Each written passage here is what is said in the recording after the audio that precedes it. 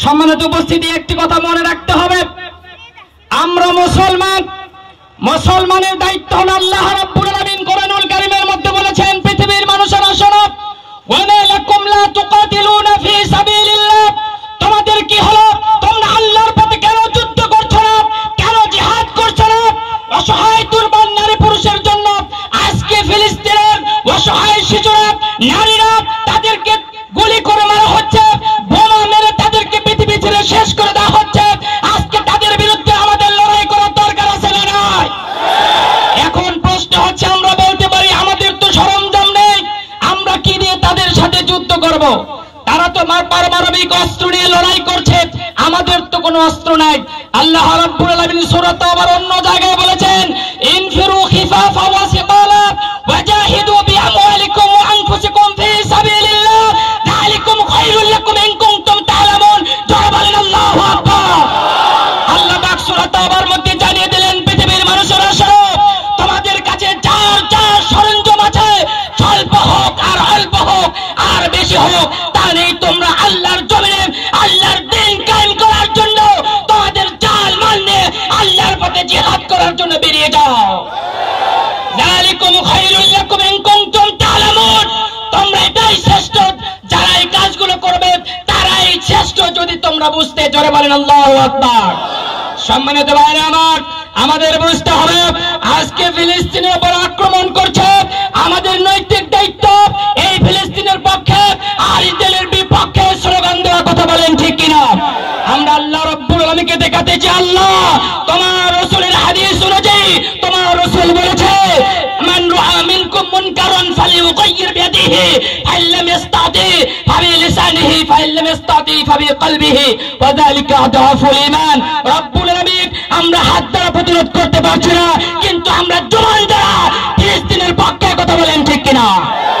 সম্মানিত ভাইরা আমার, একটি কথা বলতে চাই, আজকে অনেকেই আমরা মনে করতে পারি যে ইসরায়েলরা যেভাবে আক্রমণ করছে ফিলিস্তিন থেকে মনে হয় মুসলমানরা নিঃশেষ হয়ে যাবে। না, কখনো হবে না। মনে রাখতে হবে, আল্লাহ পাক বলেছেন, ওয়ালা তাহিনু ওয়ালা তাহজানু ওয়া আনতুমুল আ'লাউনা ইন কুনতুম মুমিনিন। জোরে বলেন আল্লাহু আকবার। আল্লাহ পাক বলেছেন, তোমরা নিরাশ হয় না, তোমরা বিশ্বন্নবোধ করো না, তোমরা হতাশ হয় না, তোমরাই বিজয় লাভ করবে যদি তোমরা প্রকৃত মুমিন হও। কথা বলেন ঠিক কিনা? রাসূল করিম সাল্লাল্লাহু আলাইহি ওয়াসাল্লাম বড় হাদিসে বলেছেন, কিয়ামত পর্যন্ত একটা দল সেই বাইতুল মুকাদ্দাসের আশেপাশে থাকবে, যাদেরকে কখনো কোনো শক্তি পরাজিত করতে পারবে না। কথা বলেন ঠিক কিনা? সম্মানিত ভাইরা আমার, আজকে এই বিক্ষোভ মিছিল থেকে আমরা এই কথাটাই বলতে চাই, আমরা নিজেরা ইসরায়েলের পণ্য বয়কট করলাম এবং রাষ্ট্রীয়ভাবে অন্তর্বর্তী সরকারকে আমরা আহ্বান জানাই যেন রাষ্ট্রীয়ভাবে ইসরায়েলের পণ্যকে বয়কট করা হয়। কথা বলেন ঠিক কিনা? লিল্লাহি তাকবীর, লিল্লাহি তাকবীর, ওয়া মা আলাইনা ইল্লাল বালাগ। আসসালামু আলাইকুম ওয়া রাহমাতুল্লাহ। এই পর্যায়ে বক্তব্য রাখবেন আমাদের এলাকার কিছু সন্তান হাফেজ মাওলানা সেলিম আজম স্বাধীন, তাকে সংক্ষিপ্ত বক্তব্য দেওয়ার জন্য বিনীত অনুরোধ করছি। আসসালামু আলাইকুম। সম্মানিত উপস্থিতি, আপনারা সবাই অবগত আছেন আমরা কোন উদ্দেশ্য নিয়ে এখানে একত্রিত হয়েছি। আমাদের সকলের হৃদয় রক্তক্ষরণ হচ্ছে। আমাদের সারা পৃথিবীর সমস্ত জায়গায় মুসলিমরা আজকে নির্যাতিত, বিশেষ করে ফিলিস্তিনিতে। আমি একটা কথা বলে আপনাদেরকে স্মরণ করে দিচ্ছি, আপনারা সবাই আব্দুল্লাহ ইবনে মুকতুমের ঘটনা জানেন। উনি অন্ধ সাহাবী ছিলেন, উনি যুদ্ধের জন্য হুজুর সাল্লাল্লাহু আলাইহি সাল্লামের কাছে অনুমতির জন্য গিয়েছেন এবং প্রথম খলিফার কাছে গিয়েছেন, কেউ অনুমতি দেয়নি। দ্বিতীয় খলিফা হযরত ওমর রাদিয়াল্লাহু তাআলা তার আকুতি এবং তার অনুভূতির কারণে তাকে যুদ্ধে যাওয়ার অনুমতি দিয়েছেন এবং পরে বলেছিলেন, আপনি কেন এই অন্ধ সাহাবী হয়েও জিহাদের জন্য যেতে যাচ্ছেন?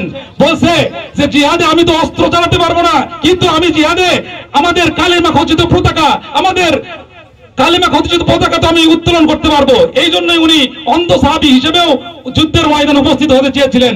এজন্য আমি বলতে চাই, আমরা তো সমরস্ত্রের জন্য আমরা বিখ্যাত না, আমাদের অর্থনৈতিক অবস্থা ভঙ্গুর, কিন্তু রব্বুল আলামিন বলেছেন, ইনফিরু খিফাফা ওয়া সিকালা ওয়াজাহিদু বিআমওয়ালিকুম ওয়া আনফুসিকুম ফি সাবিলিল্লাহ। রব্বুল আলামিন বলেছেন, তোমাদের যা যা আছে, যার যে অবস্থায় আছো তাই নিয়ে রব্বুল আলামিনের জিহাদের ময়দানে তোমরা ঝাঁপিয়ে পড়ো। আমি এই ঘটনা এই জন্য বললাম, অন্ধ সাহাবী হিসেবেও তিনি বলেছিলেন যে জিহাদের ময়দানের জন্য আমি শরীক হতে পারি। এজন্য আপনাদের কাছে উদাত্ত আহ্বান জানাই, আমাদের যা কিছু আছে আমরা তাই নিয়ে ফিলিস্তিনের পাশে দাঁড়াবো, সারা পৃথিবীর সমস্ত মুসলিমদের পাশে দাঁড়াবো। আখিরি দাওয়ানা আলহামদুলিল্লাহি রাব্বিল আলামিন। এই পর্যায়ে বক্তব্য রাখবেন আলহাজ মোহাম্মদ শাহজাহান আলী মোহতারামকে বক্তব্য দেওয়ার জন্য বিনীত অনুরোধ করছি। আসসালামু আলাইকুম ওয়া রাহমাতুল্লাহ। সম্মানিত উপস্থিতি, আমরা এ পর্যন্ত বক্তব্যের মাধ্যমে যে কথাগুলো বুঝতে পেরেছি যে ফিলিস্তিনিতে ইহুদি শক্তিরা বিভিন্নভাবে নারী পুরুষ বৃদ্ধ সকলকেই গুলি করে মারছে। অত্যন্ত দুঃখের কথা, মুয়াজ্জিন যখন আযান দিচ্ছিল এই আযানরত অবস্থায় সেই মুয়াজ্জিনকেও তারা খাতির করেনি, গুলি করে মেরেছে।